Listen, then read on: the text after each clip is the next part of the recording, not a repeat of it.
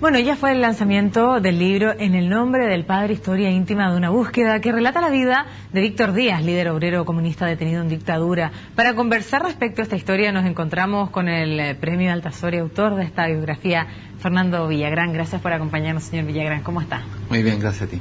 Bueno, cuénteme en qué contexto usted publica este libro. Bueno, este libro es resultado de una investigación relativamente larga, como todas las investigaciones periodísticas.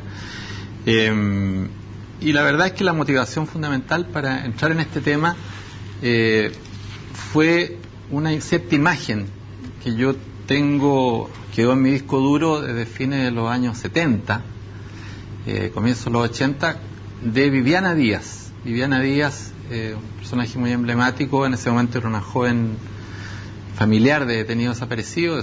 Su padre, Víctor Díaz, era el principal dirigente del Partido Comunista en la clandestinidad entre 1973 y 1976. Él fue detenido en el mes de mayo del 76 en medio de una gran operación de raza y de exterminio contra la dirección del Partido Comunista.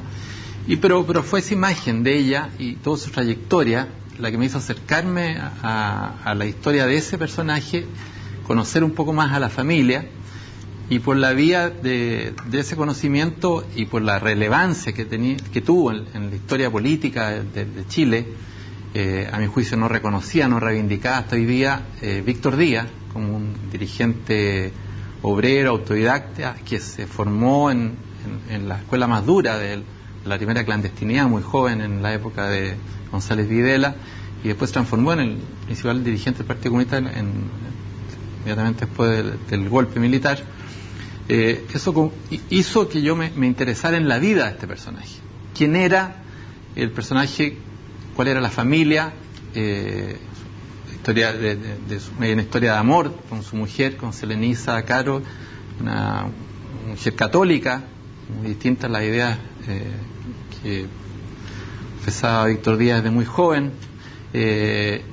Y a ver, ¿quién era esta historia? ¿Quién es este hombre que había engendrado esta familia tan interesante? Porque además está de Viviana hasta Victoria Díaz, otra mujer muy importante en la lucha por la defensa de los derechos humanos, artista, música. Y Víctor Díaz, hijo, que transformó con el tiempo, él era un niño al momento de la detención de su padre, en uno de los fusileros en el atentado contra Pinochet. Él estuvo obviamente detenido, encarcelado, y escapó de la cárcel. Yo vivió en Francia.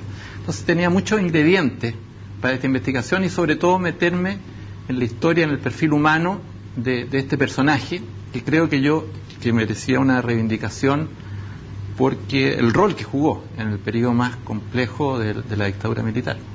Yo quisiera preguntarle, usted ha dicho que es una historia que usted conoció hace muchos años, y por qué decide hoy finalmente publicarla en este libro, o todos estos años fueron de investigación además. Fueron aproximaciones. Además con otras labores, me imagino. Claro, fue una aproximación y en los 2 últimos años me convencí de que hacía falta esta investigación, hacía falta perfilar la historia de este personaje, que es además la historia de una época y de una generación que ya no existe, de dirigentes.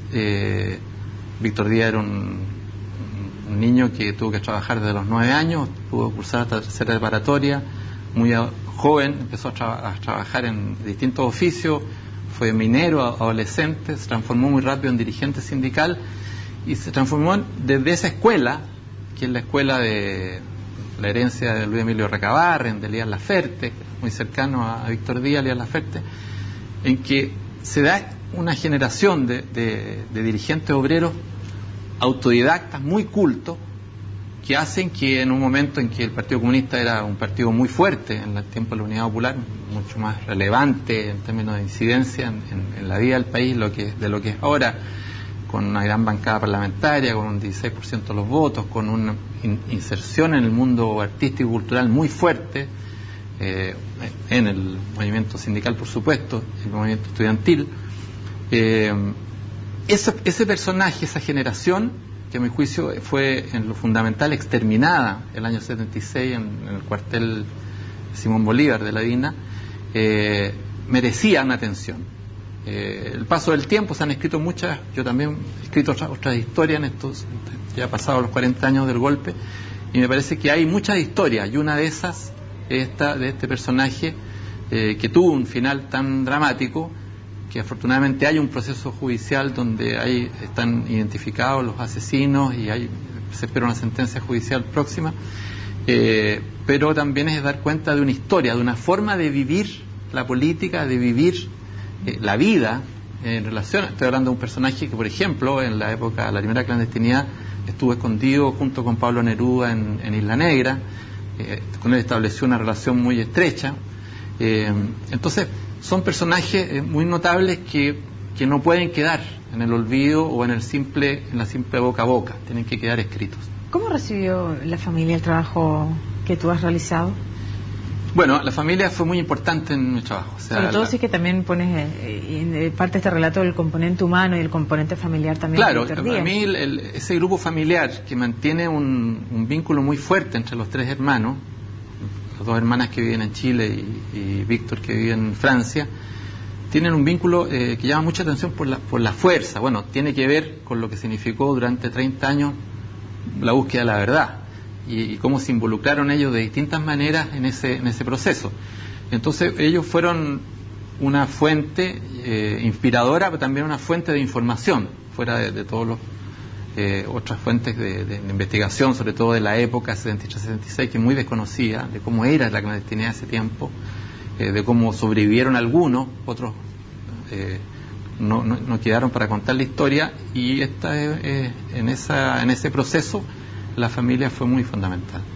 Y me imagino que este libro ya está disponible en las librerías para aquellos que quieran acercarse a este trabajo. Exactamente, está la semana pasada en las principales librerías, y espero que llame a la lectura y a una conversación sobre ese pedazo de la historia, una más, de las cuales queda mucho por contar. Especialmente en este mes donde mucha gente busca alternativas, ¿cierto? Para poder... sí, yo creo que una lectura permite... Hacer un regalo es una muy buena opción. Yo pienso en eso, pienso en que además permite, sobre todo a los jóvenes, visitar una etapa de la historia que es muy desconocida.